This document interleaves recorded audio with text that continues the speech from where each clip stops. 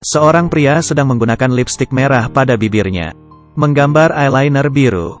Dia adalah seorang raja, yang mengundang para bangsawan untuk menghadiri pesta. Dirinya dengan arogan duduk sembari menyilangkan kaki. Di atas singgasana, di luar sedang terjadi hujan badai. Dan ada seorang nenek tua berkerudung yang ingin berlindung dari hujan di dalam kastil. Sebagai gantinya, ia akan memberi si pangeran setangkai mawar.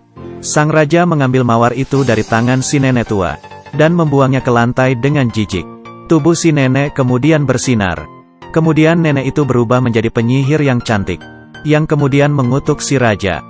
Bulu mulai tumbuh di wajah raja. Dirinya berubah menjadi makhluk buas. Bayangan gelap menyelimuti kastil, menyebabkan kastil itu selalu ditutupi oleh es dan salju. Semua orang yang menghadiri pesta itu berubah menjadi perabot, terlupakan oleh orang yang mereka sayangi. Hanya ada sang raja yang tersisa. Satu-satunya cara untuk mematahkan kutukan itu adalah sebelum kelopak mawar terakhir layu. Si raja harus menemukan cinta sejati. Beberapa tahun kemudian, seorang pedagang yang kehilangan arah di hutan tiba-tiba terkena badai salju lebat. Dirinya juga bertemu serigala-serigala. Dengan cepat dirinya melarikan diri dan memasuki kastil secara tidak sengaja. Di dalam kastil, tidak ada seorang pun. Yang ada di dalam adalah sebuah perapian yang hangat, dan makan malam yang mewah. Dia mengambil 2 potong roti. Tiba-tiba cangkir minum bergerak mendekat ke dirinya. Ada wajah pada cangkir minum itu. Kata ibu, sebaiknya aku tidak bergerak, karena kamu bisa ketakutan. Maaf, tidak apa-apa. Pedagang itu ketakutan, dan langsung kabur. Dia melangkah keluar dari kastil, dan melihat bunga bermekaran di kebun. Dia teringat untuk membawa setangkai bunga kepada anaknya. Pada saat dia mengambil setangkai bunga, si pemilik kastil, si makhluk buas menganggapnya sebagai pencuri. Dia pun membawanya. Hanya kuda si pedagang yang berhasil kabur, dan kembali kepada anak perempuan si pedagang. Dia adalah seorang gadis spesial dari Paris, yang suka membaca buku dan menyendiri. Ketika melihat kuda ayahnya, ia pun langsung sadar bahwa ada masalah. Dia mengendarai kuda untuk pergi ke kastil.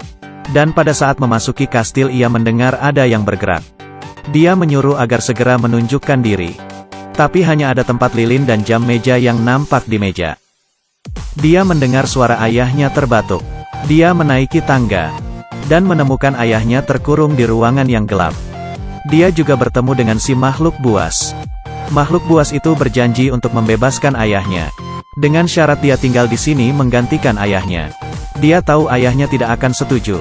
Oleh karena itu dia berbohong. Lalu mendorong ayahnya, dan menutup gerbang besi. Daripada ayahnya yang terkurung tidak bisa berbuat apa-apa, ayahnya hanya bisa kembali untuk membawa seseorang yang bisa menyelamatkan putrinya. Lagi pula siapa yang akan percaya ada sebuah kastil di tengah hutan, yang bersalju di bulan Juni, dan pemiliknya adalah seekor makhluk buas. Dia berkata kepada warga desa bahwa anaknya telah diculik. Tapi tidak ada seorang pun yang percaya. Hanya ada seorang yang pantas untuk putrinya. Seorang yang sombong dan narsis, yang bersedia untuk membantu si pedagang menyelamatkan putrinya. Ini adalah tempat lilin yang bisa berbicara. Dia adalah sahabat baik si jam meja yang penakut. Ini adalah sepasang peralatan teh berwajah, yang merupakan ibu dan anak. Ini adalah pembersih debu berbulu merak putih yang bisa terbang. Ini adalah piano yang bisa bermain musik sendiri. Lemari pakaian ini memiliki suara yang lantang. Dan kursi ini terlihat seperti anjing yang berlari. Merekalah yang bertanggung jawab untuk memasak dan mengurus kehidupan sehari-hari si makhluk buas. Juga dalam keputusasaan, menunggu waktu berjalan, kelopak mawar ajaib mulai berguguran. Raja yang berubah menjadi makhluk buas hanya memiliki sedikit harapan untuk jatuh cinta pada seseorang. Berniat untuk menyelamatkan ayahnya, si gadis utama pun muncul. Mereka tidak mematuhi perintah si makhluk buas, dan malah mendandani si gadis dengan cantik. Pertunjukan tarian dan nyanyian yang indah.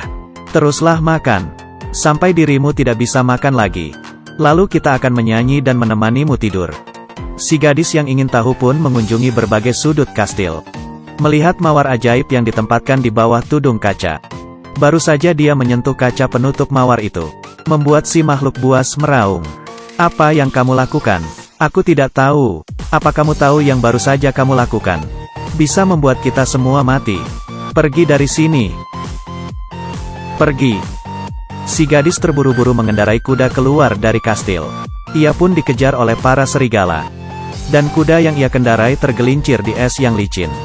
Serigala itu pun menyusul si gadis. Ia turun dari kuda dan mengambil sebatang kayu. Mengayunkannya pada serigala yang menyerang kuda. Seekor serigala menggigit batang kayu itu dan melemparkannya. Dia tidak bisa mempertahankan diri.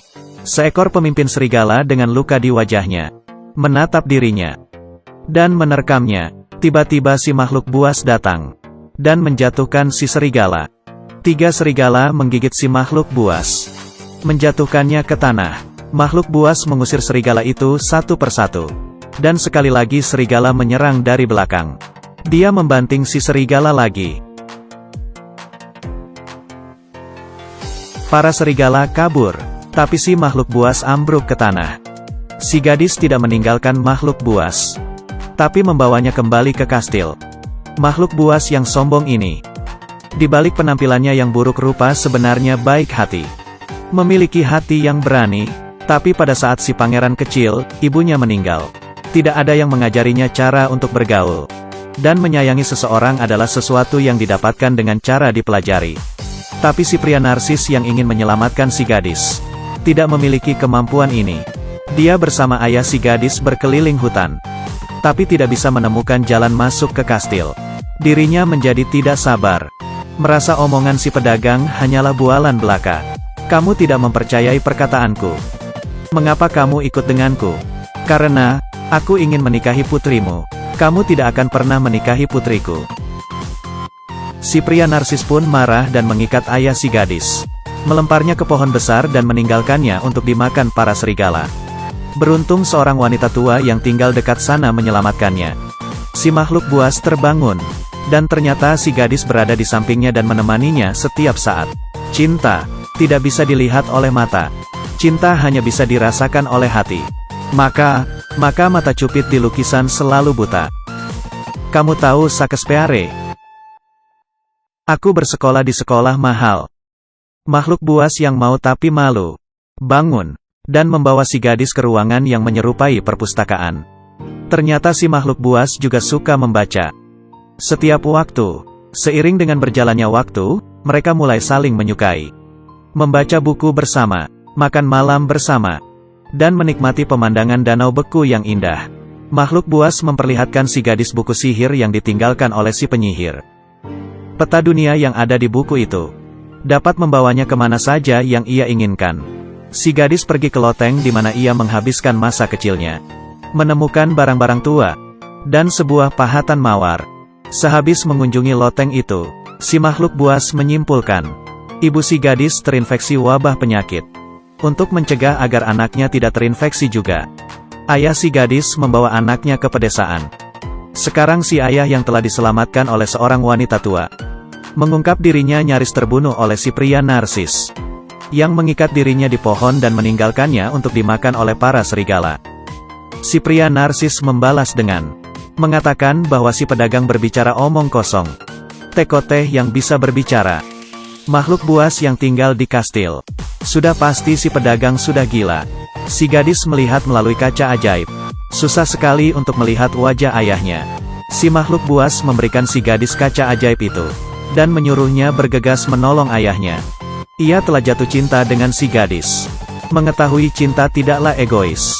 Dan membebaskan si gadis. Jika si gadis mencintainya juga, pastilah ia akan kembali. Si gadis kembali ke kota. Mengatakan semua yang dikatakan ayahnya benar. Dan memperlihatkan cermin ajaib. Dan terlihat wajah si makhluk buas di dalamnya. Hal ini membuat semua orang takut. Si pria narsis merebut kaca ajaib tersebut. Berkata si gadis telah dipengaruhi oleh sihir jahat. Dan menyuruh warga menangkap dia juga. Semuanya berencana untuk pergi ke kastil untuk menangkap si makhluk buas. Menyadari si gadis tidak akan kembali. Dan banyak orang menyerbu kastil. Membuat si makhluk buas tidak percaya diri. Tekoteh dan tempat lilin siap melakukan perlawanan terhadap penyusup. Serang.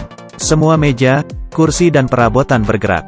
menyerang warga yang membawa obor. Lampu di dinding juga memukul orang yang lewat.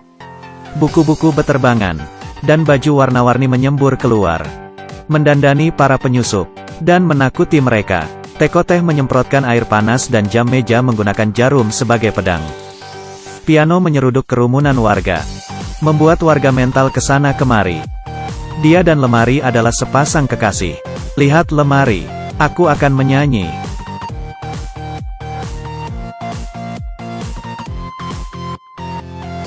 Mengagumkan. Tuts piano dilontarkan keluar, menembak para warga dengan membabi buta. Tempat lilin membakar kembang api di lantai, membuat semua lari kocar-kacir. Piano berbicara terjatuh, membuat pengikut si pria narsis mundur. Bantu aku. Si pria narsis malah berkata, pahlawan sedang sibuk. Dia berencana membunuh si makhluk buas. Si gadis yang dikurung pria narsis memberikan ayahnya pahatan mawar, dan memberitahu ayahnya kebaikan dan keberanian si makhluk buas. Si ayah menggunakan pahatan itu untuk membuka borgol, dan kemudian melarikan diri menuju ke kastil. Si gadis melihat si pria narsis memegang pistol, kemudian menembak si makhluk buas. Si makhluk buas menatap si gadis, dan menerjang si pria narsis. Tapi si pria narsis menembak makhluk buas dari belakang. Si makhluk buas terjatuh dalam pelukan si gadis. Terjadi longsor di pijakan si pria narsis, membuatnya terjatuh.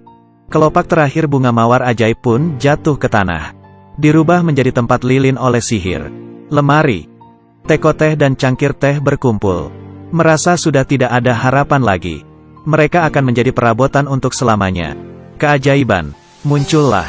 Si gadis mencium si makhluk buas, dan wanita tua yang menolong ayah si gadis muncul di hadapan mawar ajaib.